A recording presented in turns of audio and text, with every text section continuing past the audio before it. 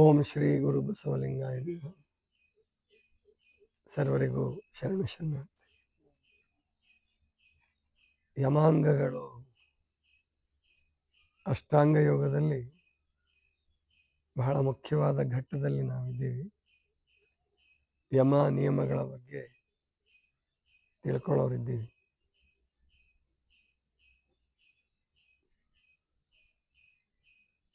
ಯಮ ಅಂತಂದ್ರೆ ಈಗಾಗಲೇ ನಿಮಗೆ ಗೊತ್ತಾಗಿದೆ, ಪ್ರತಿಯೊಬ್ಬರೂ ಪಾಲಿಸಲೇಬೇಕಾದಂತಹ ಅಥವಾ ಪಾಲಿಸಬೇಕು ಅನ್ನೋ ಉನ್ನತ ಮಟ್ಟಕ್ಕೆ ನಾವು ಹೋಗಬೇಕು, ಯೋಗ ಸಾಧನೆ ಮಾಡಬೇಕು, ಈ ಮಾನವ ಜನ್ಮವನ್ನು ಸಫಲಗೊಳಿಸ್ಕೋಬೇಕು ಅಂತಕ್ಕಂಥವರೆಲ್ಲರೂ ಆಚರಿಸಲೇಬೇಕಾದಂಥ ಸಾರ್ವಭೌಮ ವ್ರತ ಅಂತ ಕರೆದಿದ್ದಾರೆ. ಸಾರ್ವಭೌಮ ಭೌಮ ದೊಡ್ಡದು, ಎಲ್ಲದಕ್ಕಿಂತ ದೊಡ್ಡ ವ್ರತಗಳು ಅಹಿಂಸಾ, ಸತ್ಯ ಅದನ್ನು ತಿಳ್ಕೊಂಡಾಯ್ತು. ಇನ್ನು ಅಸ್ತೇಯ ಸ್ಥೇಯ ಅಂದ್ರೆ ಕಳ್ತನ ಮಾಡೋದು, ಇನ್ನೊಬ್ಬರ ವಸ್ತುವನ್ನ ಅಪಹರಿಸೋದು, ಇನ್ನೊಬ್ಬರಿಗೆ ಸೇರಿದಂತಹ ವಸ್ತುಗಳನ್ನ ಆಸ್ತಿಗಳನ್ನ ಅಪಹರಿಸೋದು.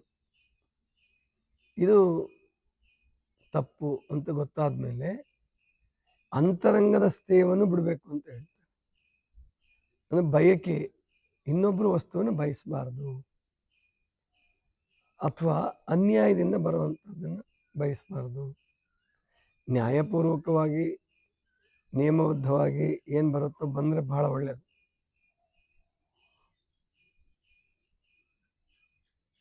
ಅನ್ಯಾಯದಿಂದ ಬಂದಂತಹದ್ದು ಮನುಷ್ಯನನ್ನ ಅತ್ಯಂತ ಕೆಳಗಿನ ಮಟ್ಟಕ್ಕೆ ಇಳಿಸುತ್ತೆ. ಇವತ್ತು ಜಗತ್ತಿನಲ್ಲಿ ಪಾಪ ಜಾಸ್ತಿ ಆಗ್ತಿರೋದಕ್ಕೆ ಕಾರಣ ಪ್ರಜಾಪ್ರಭುತ್ವ ಇದೆ. ನಮ್ಮ ದೇಶದಲ್ಲಿ ಅನೇಕ ದೇಶಗಳಲ್ಲಿ ಪ್ರಜಾಪ್ರಭುತ್ವ ಇದೆ. ಕಮ್ಯುನಿಸಮ್ ಕಡಿಮೆ ಆಗಿದೆ, ತುಂಬ ಕಡಿಮೆ ಆಗಿದೆ. ಪ್ರಜಾಪ್ರಭುತ್ವ ಇದ್ರೂ ಕೂಡ ಯಾಕೆ ನೆಮ್ಮದಿಯಾಗಿಲ್ಲ ಕೆಲವು ದೇಶದಲ್ಲಿ ಜನ, ಅಥವಾ ನಮ್ಮ ದೇಶದಲ್ಲಿ ಎಲ್ಲರೂ ಯಾಕೆ ನೆಮ್ಮದಿಯಾಗಿಲ್ಲ ಅಂತಂದರೆ ಅದು ಹೇಳ್ತಾ ಇದ್ದೆ ಮೊನ್ನೆ, ಭ್ರಷ್ಟಾಚಾರ, ಲಂಚಗೊಳಿತನ, ಬೇಗ ಶ್ರೀಮಂತ ಆಗಬೇಕು ಅಂತಕ್ಕಂಥದ್ದು, ಅದನ್ನು ಬಿಡಬೇಕು. ಒಂದನೇ. ಎರಡನೇದು, ಅಂತರಂಗದಲ್ಲಿ ಬಯಕೆಗಳು, ಕಾಮಾದಿ ಅರಿಷಡ್ ವರ್ಗಗಳೇನಿದಾವಲ್ಲ, ಇವು ಒಳ್ಳೆವೇ, ಕೆಟ್ಟವೂ ಅಲ್ಲ, ಒಳ್ಳೆವೂ ಅಲ್ಲ. ಶಕ್ತಿ, ಇದೊಂದು ಶಕ್ತಿ ಅಷ್ಟೆ. ಕಾಮ ಒಂದು ಶಕ್ತಿ, ಕ್ರೋಧ ಒಂದು ಶಕ್ತಿ, ಲೋಭ, ಮೋಹ, ಮದ, ಮತ್ಸರ ಶಕ್ತಿಗಳವು. ಅವು ಕೆಳಮುಖವಾಗಿ ಹರಿದ್ರೆ, ದುಷ್ಟ ಕೆಲಸಕ್ಕೆ ಹರಿದ್ರೆ, ಇನ್ನೊಬ್ರಿಗೆ ಕೆಟ್ಟದ್ದು ಮಾಡಕ್ಕೆ ಅಂತ ಹೋದ್ರೆ ಅದು ನಮಗೇನೆ ಮುಳುವಾಗತ್ತೆ. ಪ್ರಕೃತಿ ನಿಯಮ. ಇನ್ನೊಬ್ರಿಗೆ ಯಾರಿಗೋ ಕೇಡ್ ಮಾಡಕ್ಕೆ ಹೋದ್ರೆ ನಮಗೆ ಕೇಡಾಗ್ತದೆ. ಇನ್ನೊಬ್ರದ್ದು ಕದಿಬೇಕು ಅಂತ ಹೇಳಿ ಹೋದ್ರೆ ನಮ್ದು ಬಹಳ ನುಕ್ಸಾನ ಆಗುತ್ತೆ. ಆದ್ರಿಂದ ನಮಗೆ ಈ ಕಳ್ಳತನ ಮಾಡುವ ಒಳ್ಳೇದಲ್ಲ. ಸ್ಥೇಯ ಅಂದ್ರೆ ಕಳ್ಳತನ, ಅಸ್ಥೇಯ ಅಂದ್ರೆ ಕಳ್ಳತನ ಮಾಡಿದೆ. ಅಹಿಂಸಾ, ಸತ್ಯ, ಅಸ್ಥೇಯ, ಬ್ರಹ್ಮಚರ್ಯ, ಇದು ಬಹಳ ಮುಖ್ಯವಾದಂತಹ ಸಂಗತಿ, ಬಹಳ ತಲೆ ಕೆಡಿಸ್ತಕ್ಕಂಥ ಸಂಗತಿ ಇದು. ಬ್ರಹ್ಮಚಾರಿಗಳಾಗ್ಬಿಡಿ, ಎಲ್ಲ ಸರಿ ಹೋಗ್ಬಿಡುತ್ತೆ. ಪುಸ್ತಕಗಳಿದ್ವು, ಹಿಂದೆ ಬರ್ತಿದ್ವು, ಅವು ಈಗ ಬಹಳ ಕಡಿಮೆ ಆಗಿದಾವೆ. ವೀರ್ಯನಾಶವೇ ಮೃತ್ಯು, ಬ್ರಹ್ಮಚರ್ಯವೇ ಜೀವನ, ವೀರ್ಯನಾಶವೇ ಮೃತ್ಯು ಅಂತ ಒಂದು ಪುಸ್ತಕ ಬಂತು. ಆದರೆ ಅವ್ರ ಪ್ರಕಾರ ಸರಿ, ಅವ್ರಿಗೆ ಅದು ಅನ್ವಯ ಆಗ್ಬೋದು, ಕೆಲವ್ರಿಗೆ ಅನ್ವಯ ಆಗ್ಬೋದು. ಕೇವಲ ವೀರ್ಯ ರಕ್ಷಣೆ ಬ್ರಹ್ಮಚರ್ಯ ಅಲ್ಲ, ಅಥವಾ ವೀರ್ಯ ನಾಶವೇ ಮೃತ್ಯು ಅಲ್ಲ. ಅದನ್ನು ಸರಿಯಾಗಿ ಅರ್ಥ ಮಾಡ್ಕೋಬೇಕು ನಾವು. ಅದರ ಅರ್ಥ, ವೀರ್ಯ ನಾಶ ಆಗೋದ್ರಿಂದ, ಬ್ರಹ್ಮಚರ್ಯ ಪಾಲನೆ ಮಾಡೋದ್ರಿಂದ, ಮಾಡದೇ ಇರೋದ್ರಿಂದ ನುಕ್ಸಾನ ಆಗಲ್ವಾ? ಆಗತ್ತೆ. ಆರೋಗ್ಯದ ಮೇಲೆ ಪರಿಣಾಮ ಆಗತ್ತೆ. ಅದೆಲ್ಲಕ್ಕಿಂತ ಹೆಚ್ಚಾಗಿ ಬ್ರಹ್ಮಚರ್ಯ ಅಂದರೆ ಕೇವಲ ವೀರ್ಯ ರಕ್ಷಣೆ ಒಂದೇ ಅಲ್ಲ, ಜಡವಾದ ನಿಯಮ ಅಲ್ಲ ಅದು. ಮನಸ್ಸು ವಿಕಾಸ ಆಗಬೇಕು. ಚರ್ಯದ ನಡವಳಿಕೆ ಅಂತ ಅರ್ಥ. ಬ್ರಹ್ಮನ ರೀತಿಯ ನಡವಳಿಕೆ, ಅಂದರೆ ವಿಶಾಲವಾದ ನಡವಳಿಕೆ, ಸರ್ವರಲ್ಲಿಯೂ ಪ್ರೇಮ ಬೆಳೆಸ್ಕೊಳ್ಳೋದಿದೆಯಲ್ಲ, ಅದು ಬ್ರಹ್ಮಚರ್ಯನೇ. ಎಲ್ಲರಲ್ಲಿಯೂ ಪ್ರೇಮ ಬೆಳೆಸು, ವೈರತ್ವವನ್ನು ಗೆಲ್ಲೋದು, ಇಷ್ಟೇ ತಿಳ್ಕೊಂಬಿಡಿ. ಬ್ರಹ್ಮಚರ್ಯದಲ್ಲಿ ವೈರತ್ವವನ್ನು ಗೆಲ್ಲೋದೇ ಬಹಳ ಮುಖ್ಯ. ರಾಗದ್ವೇಷಗಳನ್ನು ಗೆಲ್ಲೋದೇ ಬಹಳ ಮುಖ್ಯ. ಅತಿ ರಾಗ ಬೇಕಾದವ್ರ ಬಗ್ಗೆ, ಬೇಡವಾದವ್ರ ಬಗ್ಗೆ ವೈರತ್ವ, ಆಮೇಲೆ ಅವ್ರನ್ನ ಬೆಳಿಗೊಡಬಾರ್ದು, ಅವ್ರನ್ನ ಮುಗಿಸ್ಬಿಡ್ಬೇಕು ಅಂತ ಹೋದರೆ ಜಗತ್ತು ನಮ್ಮನ್ನೇ ಮುಗಿಸುತ್ತೆ. ನಾವು ಯಾರಾದ್ರೂ ಮುಗಿಸ್ಬೇಕು ಅಂತ ಹೋದರೆ ಜಗತ್ತು ನಮ್ಮನ್ನು ಮುಗಿಸುತ್ತೆ. ಜಗತ್ತಿನ ನಿಯಮಗಳು, ರಾಷ್ಟ್ರದ ನಿಯಮಗಳು ಏನಿದಾವಲ್ಲ, ಅವು ಅಷ್ಟು ಅದರಿಂದ ಪಾರಾಗೋದು ಅಷ್ಟು ಸುಲಭ ಅಲ್ಲ. ಅವ್ನು ಬೇಕಾದಂಥ ಶ್ರೀಮಂತ ಇರಲಿ, ಇದು ಬ್ರಹ್ಮಚರ್ಯ ಅಂತ ಯಾರು ಹೇಳ್ಕೊಡಲ್ಲ. ಬರೀ ಮದುವೆ ಆಗದೆ ಇರೋದು ಬ್ರಹ್ಮಚರ್ಯ ಅಂತ ತಿಳ್ಕೊಂಡ್ಬಿಟ್ಟಿದ್ದಾರೆ. ಅಲ್ಲ, ಮದುವೆ ಆಗದೆ ಇರೋದು ಬ್ರಹ್ಮಚರ್ಯವೇ. ಆಮೇಲೆ ಎಷ್ಟೋ ಜನ ವಿಧಿ ಇಲ್ಲ ಅಂತ ಮದುವೆ ಆಗಿಲ್ಲ, ಅವ್ರಿಗೆ ಬೇರೆ ಬೇರೆ ಕಾರಣಕ್ಕಾಗಿ ಮದುವೆ ಆಗಿಲ್ಲ, ಅವರೆಲ್ಲರನ್ನು ಬ್ರಹ್ಮಚಾರಿಗಳು ಅಂತ ಕರೆಯೋಕ್ಕಾಗಲ್ಲ. ಬ್ರಹ್ಮಚರ್ಯ ಬೇರೆ, ಅವಿವಾಹಿತನಾಗಿರೋದು ಬೇರೆ. ವಿವಾಹಿತ ಇದ್ದೂ ಕೆಲವರು ಬ್ರಹ್ಮಚಾರಿಗಳಾಗಿರ್ತಾರೆ. ಬಸವಣ್ಣವ್ರ ಬಗ್ಗೆ ಪ್ರಭುದೇವರು ಒಂದು ಅದ್ಭುತವಾದ ಮಾತು ಹೇಳ್ತಾರೆ. ಸತಿಯ ಕಂಡು ವ್ರತಿಯಾದ ಬಸವಣ್ಣ, ವ್ರತಿಯಾಗಿ ಬ್ರಹ್ಮಚಾರಿಯಾದ ಬಸವಣ್ಣ, ಬ್ರಹ್ಮಚಾರಿಯಾಗಿ ಭವಗೆಟ್ಟ ಬಸವಣ್ಣ. ಗುಹೇಶ್ವರ ಲಿಂಗದಲ್ಲಿ ಬಾಲಬ್ರಹ್ಮಚಾರಿ ಅಂತ ಕರೆದು ಬಿಡ್ತಾರೆ, ಅದು ಬಹಳ ವಿಶೇಷ. ಅಂದ್ರೆ ಇಲ್ಲಿ ಬಸವಣ್ಣವ್ರಿಗೆ ಮದುವೆ ಆಗಿತ್ತು, ಆದ್ರೂ ಅವ್ರನ್ನ ಪ್ರಭುದೇವರಂತಹ ಒಬ್ಬ ಮಹಾನ್ ಸನ್ಯಾಸಿಗಳು, ಮಹಾಯೋಗಿ, ಬಯಲುಕಾಯಿ ಸಿದ್ಧ, ಸಂಸಾರದ ವಾಸನೆ ಹತ್ತಲಾರದಷ್ಟು ಅಂತರ್ಮುಖಿಯಾದ ದೂರದಲ್ಲಿ ಬದುಕಿದಂತಹ ವ್ಯಕ್ತಿ ಬಸವಣ್ಣನ ಬ್ರಹ್ಮಚಾರಿ ಅನ್ಬೇಕಾದ್ರೆ ಸುಮ್ಮನೆ ಏನೋ ಹೊಗಳಿಕೆ ಅಲ್ಲ. ಬಸವಣ್ಣವರಂತಹ ಸಿದ್ಧಿಯನ್ನು ಸಾಧಿಸ್ಕೊಂಡಿದ್ರು. ಅಲ್ಲಿ ಬಸವಣ್ಣನವರಿಗೆ ಅವರೇ ಶರಣ ಸತಿ ಲಿಂಗಪತಿ ಆಗ್ಬಿಟ್ರು. ಒಂದು ವಚನ ಹೇಳ್ತಾರೆ, ಆ ವಚನ ಬಹಳ ಜನ ಗಮನಿಸಿಲ್ಲ. ಸಂಸಾರವೆಂಬ ಶ್ವಾನ ನಟ್ಟಿ ಮೀಸಲ ಬೀಸರ ಮಾಡದಿರಯ್ಯ, ಎನ್ನ ಮನವು ನಿಮ್ಮ ಧ್ಯಾನವಯ್ಯ, ಎನ್ನ ಮನದಲ್ಲಿ ನಿಮ್ಮ ಧ್ಯಾನವಯ್ಯ, ಕನ್ಯೆಯಲ್ಲಿ ಕೈ ಹಿಡಿದೆನು ನಿಮ್ಮಲ್ಲಿ ನೆರೆದೆನು, ಮನ್ನಿಸು ಕಂಡ ಮಹಾಲಿಂಗವೇ, ಸತಿಯಾನುಪತಿ ನೀನು ಅಯ್ಯ, ನಿಮಗೋತ ಮನವ ನನ್ಯಕ್ಕೆ ಎಳಸಿದಡೆ, ಆಣೆ ನಿಮ್ಮಾಣೆ ಕೂಡಲ ಸಂಗಮ ದೇವ. ಅಂದರೆ ಮದುವೆ ಆದರೂ ಜಗತ್ ಕಲ್ಯಾಣಕ್ಕಾಗಿ, ಜಗತ್ತಿನ ಹಿತಕ್ಕಾಗಿ ನೀನು ಸಂಸಾರವನ್ನು ಸ್ವೀಕರಿಸ್ಬೇಕಪ್ಪ ಅಂತ ಹೇಳಿ ಏನವ್ರ ವಿದ್ಯಾಗುರುಗಳು, ಜಾತವೇದ ಮುನಿಗಳಿರ್ಬೋದು ಅಥವಾ ಈಶಾನ್ಯ ಗುರುಗಳಿರ್ಬೋದು, ನಿಖರವಾಗಿ ಗೊತ್ತಿಲ್ಲ, ಆದರೆ ಅವ್ರ ವಿದ್ಯಾಗುರುಗಳು ಹೇಳ್ತಾರೆ, ಇಲ್ಲ ನೀನು ಸಂಸಾರ ಮಾರ್ಗದಲ್ಲಿ ಇರಬೇಕು, ಅಂದರೆ ಮದುವೆ ಆಗಬೇಕು, ಮದುವೆ ಆಗಿಯೂ ಅದನ್ನು ಗೆಲ್ಲಬೇಕು, ಅದು ಮುಖ್ಯ. ಹಾಗೆ ಮದುವೆ ಆಗ್ತಾರೆ. ನೀಲಲೋಚನೆ ಅಮ್ಮ, ನೀಲಲೋಚನೆ, ನೀಲಾಂಬಿಕೆ ಅಂತ ಕರೆಯೋದು ಮುಂದೆ ಶರಣರ ವಚನಗಳಲ್ಲಿ ನೀಲಾಂಬಿಕೆ ಅಂತಲೂ ಬರ್ತದೆ. ನೀಲಲೋಚನೆ ಸರಿಯಾದ ಹೆಸರು. ಬಸವಣ್ಣವರ 3 ವಚನಗಳಲ್ಲಿ ನೀಲಲೋಚನೆ ಅಂತ ಪ್ರಸ್ತಾಪ ಆಗುತ್ತೆ. ಇನ್ನು ಪ್ರೀತಿಯಿಂದ ಅವ್ರ ಮೇಲಿದ್ದ ಭಕ್ತಿಯಿಂದ ನೀಲಮ್ಮ, ನೀಲಾಂಬಿಕೆ ಅಂತ ಕರೆದ್ರೂ ಕೂಡ ಇಟ್ಟ ಹೆಸರು ನೀಲಲೋಚನೆ. ಇದನ್ನು ಕವಿಗಳು ಯಾರು ಹೇಳಲ್ಲ. ಕವಿಗಳು ಅದರ ವಿಶೇಷವಾಗಿ ಹರಿಹರ ಹೇಳೋದೇ ಇಲ್ಲ, ನೀಲಲೋಚನೆ ಅಮ್ಮನ ಹೆಸರು ಹೇಳಲ್ಲ. ಆದ್ದರಿಂದ ಹರಿಹರನ ಮಾತು ನಮಗೆ ಮುಖ್ಯ ಅಲ್ಲ.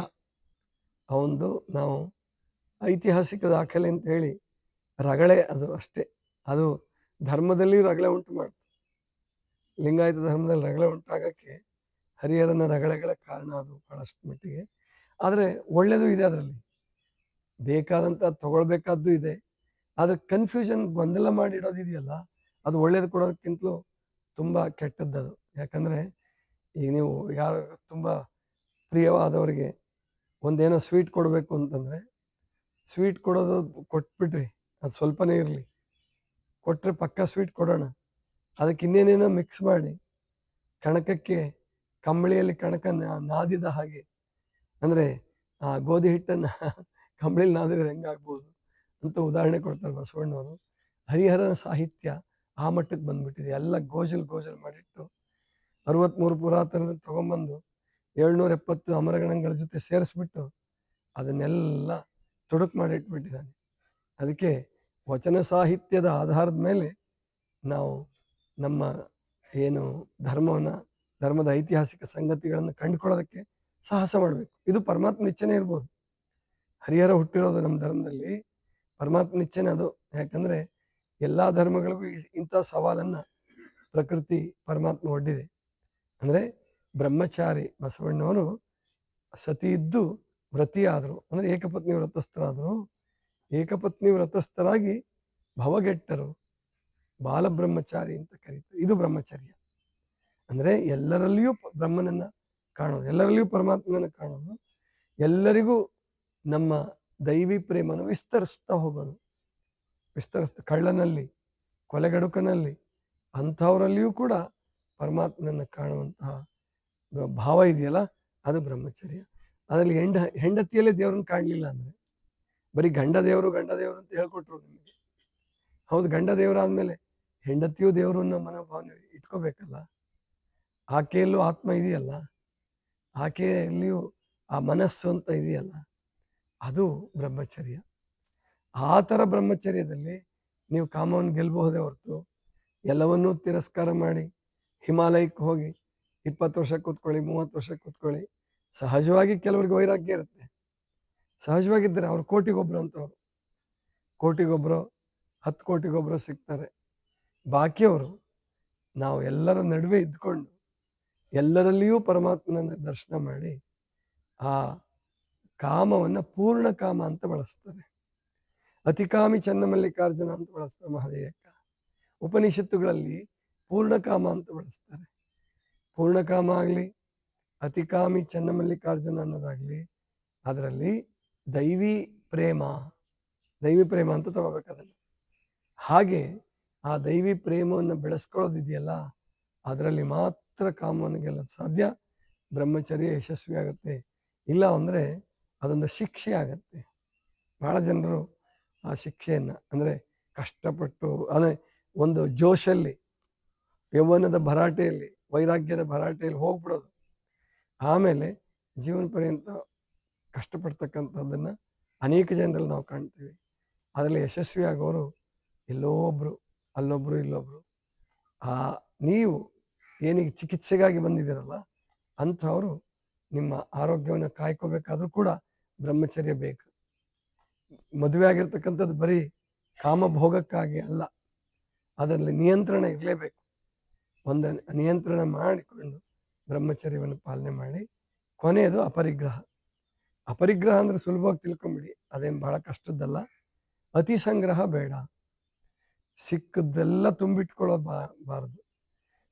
ಅತಿಯಾಗಿ ಬಟ್ಟೆ ಇಟ್ಕೊಳ್ಳೋದು, ಅತಿಯಾಗಿ ಹಣದ ಬಗ್ಗೆ ಸಿಕ್ಕಿದ್ದೆಲ್ಲ ಮೋಸ ಮಾಡಿ, ವಂಚನೆ ಮಾಡಿ, ಇದು. ಅಥವಾ ಅಪರಿಗ್ರಹದಲ್ಲಿ ಇನ್ನೊಂದೇನು ವಿಷಯ ಬರ್ತದೆ, ಪರಿಗ್ರಹ ಮಾಡೋದಂದ್ರೆ ಕೊಟ್ಟಿರ್ತಾರೆ ಅವರು, ಪ್ರೀತಿಯಿಂದಾನೇ ಕೊಡ್ಬೋದು, ನಮ್ಗೆ ಅಗತ್ಯ ಇಲ್ಲದನ್ನು ತಗೋಬಾರ್ದು.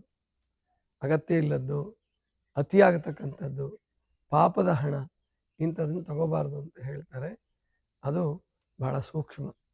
ಸಾರ್ವಜನಿಕ ಕೆಲಸ ಮಾಡುವಾಗ, ಸಾಮಾಜಿಕ ಕೆಲಸ ಮಾಡುವಾಗ ತಗೊಳ್ಳೋದು ಬೇರೆ. ಆದರೆ ವೈಯಕ್ತಿಕವಾಗಿ ನೀವು ಸಂಸಾರದಲ್ಲಿದ್ದವ್ರು ಆ ಥರ ತಗೊಂಡ್ರೆ ಅದರಿಂದ ಬಹಳ ಕೆಟ್ಟ ಪರಿಣಾಮ ಆಗ್ತದೆ. ಸಾಮಾಜಿಕ ಕೆಲಸ ಮಾಡೋರು ಕೂಡ ರಾಜಕಾರಣಿಗಳ ಜೊತೆ ಅಪವಿತ್ರ ಮೈತ್ರಿ ಮಾಡಿಕೊಂಡ್ರೆ ಅದರಿಂದ ಅವ್ರು ಬೆಳೆಯೋಕ್ಕಾಗಲ್ಲ. ಹಣ ಕೊಡಿಸ್ಬೋದು, ಬಿಲ್ಡಿಂಗ್ ಕಟ್ಬೋದು, ಆದರೆ ಆತ್ಮಶಕ್ತಿ ಬೆಳೆಯೋದಿಲ್ಲ, ಯೋಗ ಸಾಧನೆ ಆಗೋದಿಲ್ಲ. ಇದು ಈಗಿನ ಕಾಲದ ದುರಂತ ನಡೀತಾ ಇದೆ.